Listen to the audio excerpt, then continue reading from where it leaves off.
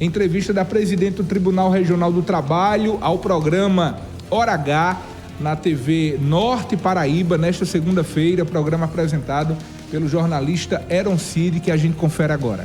Oi, Juliana, obrigada. Juliana, é o seguinte, nós aqui, o nosso tribunal ele é pequeno, é um tribunal que ele é composto por 10 desembargadores. Existem aquelas ações que vão direto para o pleno. O pleno é quando os 10 desembargadores se reúnem para decidir. Só que para o dia a dia, para outras ações como essas dos plataformizados, elas são decididas em turmas.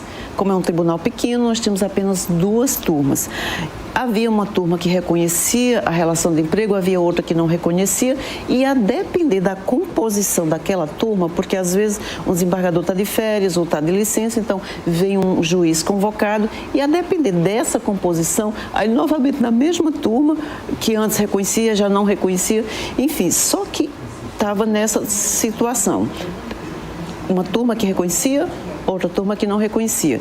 Só que houve reclamações lá no Supremo Tribunal Federal e a decisão foi que não existe a relação de emprego e a gente teve que se adequar ao que disse ao Supremo, sabe? Então, não é que esses trabalhadores não tenham direito. A gente reconhece, só que o Supremo nos amordaçou, sabe? Qual seria?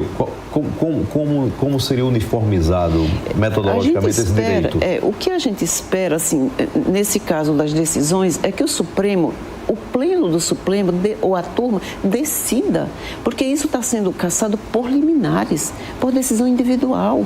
Que decida, você, colegiado, se reúna e diga, porque veja bem, há situações desses, eu vou colocar, porque quando eu digo plataformizados, isso é um universo muito grande. Vamos tentar especificar aqui. Por exemplo, os motores de aplicativo. Pronto, temos os motoristas e os entregadores, porque eles estão na parte visível. Sim. Então, o que acontece? Há trabalhadores aí que realmente não teriam aquela configuração de uma relação de emprego. Porque tem uns que a gente sabe que faz bico, e quando você começa a pesquisar, você vê que eles mesmos dizem. E tem outros que não, que trabalham 12, 13 horas. Eles, tudo bem, eles trabalham hora num aplicativo, hora no outro, mas eles estão seus horários. Justamente, eles vão fazendo isso. Mas você acha que essas pessoas não têm direito a nada? Sabe? Não há uma regulamentação. O fato é que no Congresso existem diversos projetos de lei e não se chegou ainda a um consenso. Que há uma necessidade de regulamentar, E aí, quando se vai para a regulamentação, pode ser um outro tipo de que se reconheçam direitos que não necessariamente somente aqueles que estejam na CLT. Porque a CLT, daqui a pouco eu até gostaria de falar, se houver tempo, que está havendo aí uma campanha contra os seletistas. Mas vou ficar aqui nos plataformizados. Eles são tidos como trabalhadores autônomos. E veja bem, eles não recolhem para a Previdência, não há recolhimento para o FGTS, não há recolhimento para nada. Eles são contratados, tem empresas que os contratam como MEI, que vai como a pessoa jurídica. Quando eles se acidentam, o que acontece? Muitas vezes eles morrem, ou então ficam incapacitados. Não há nessa relação não há nenhum tipo de seguro? Não, porque eles são contratados como autônomos, como MEI. A Justiça do Trabalho, em algumas situações, vinham reconhecendo como MEI, como empregado. Só que depois dessas decisões do Supremo, a situação foi, como se diz, a gente já não pode praticamente nem decidir. O TST mesmo, dependendo da composição, tem hora que reconhece e tem hora que não reconhece. Mas quando vem a decisão do Supremo, que não se pode julgar, porque isso é da competência da Justiça Comum, é o que eles dizem. Mas veja bem, como é que não é uma relação de emprego? Como é que eles não são trabalhadores se eles estão lá? Sabe?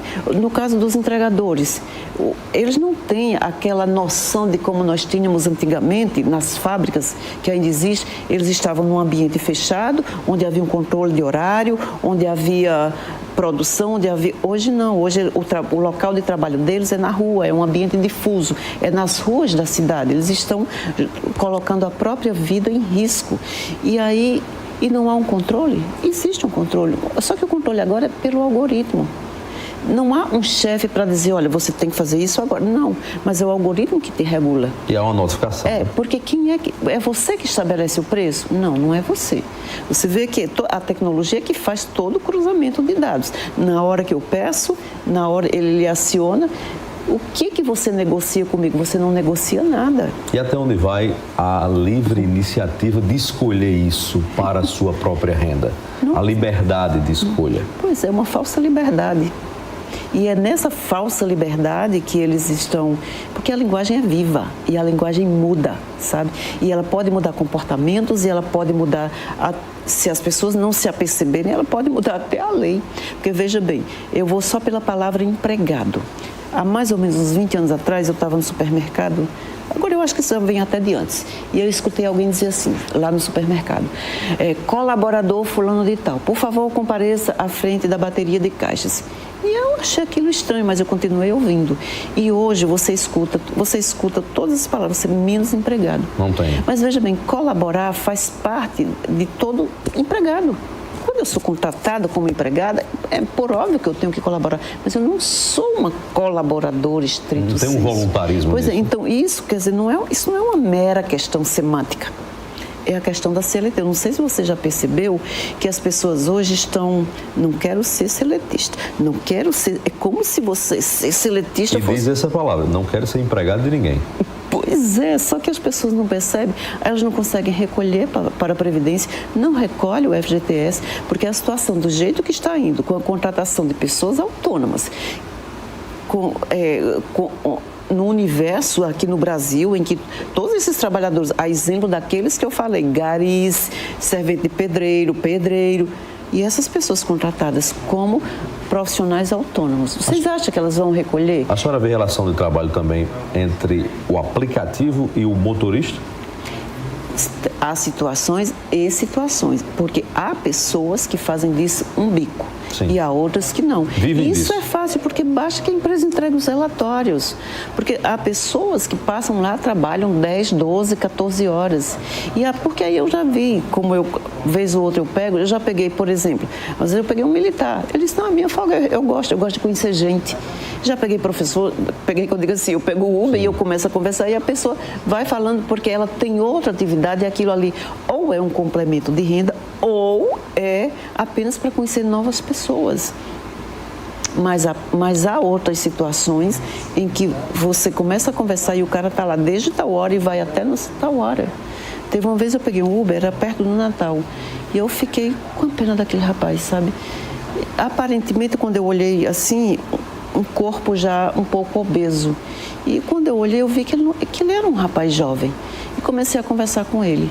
Ele me disse na época que a esposa tinha abandonado, ele tinha um filho autista e ele... Ainda bem que ele tinha a mãe dele para ajudá-lo. Então, ele precisava trabalhar X horas por dia, porque ele tinha que ter a renda para poder manter o filho dele em várias terapias que o filho precisava. E aí tinha uma apostila assim no carro. Eu disse, e essa apostila? Ele disse, é porque eu queria muito passar num concurso, só que quando eu começo a estudar, eu estou tão cansado que eu adormeço. E eu disse, sim, mas aí tem um outro problema. Desculpe tanta pergunta. Mas, e o senhor consegue fazer pelo menos uma caminhada? Ele disse, não, eu estou com um problema no joelho e eu não sei o que fazer. E ele trabalhava de 12 a 13 horas, sabe? Então, são essas situações que eu o vejo como um trabalhador. Não há como dizer que o direito do trabalho desapareceu. Não é porque a gente tem tecnologia de ponta que o mundo se tornou aqui o melhor dos mundos. Não se tornou. Se fosse assim, a gente não tinha tanta miséria, não tinha tanta exploração, não tinha tanto subemprego. E essa situação dos plataformizados, aí é necessário, eu entendo que é necessário uma regulamentação, que se dê o mínimo, pelo menos. Quando eu digo mínimo, não é que seja só o mínimo, não. Eu digo assim, reconhecer alguns direitos. Porque essas pessoas estão nas ruas. Se elas sofrem um acidente, muitas vezes o carro é alugado. Muitas vezes a questão da moto também não é dela, ou então, quantos acidentes estão acontecendo? Qual é o dia que você não vê a notícia de acidente com moto, envolvendo motos? Já se tornou tão banal que eu acho que já nem se noticia todos os acidentes que acontecem, a não ser que haja morte.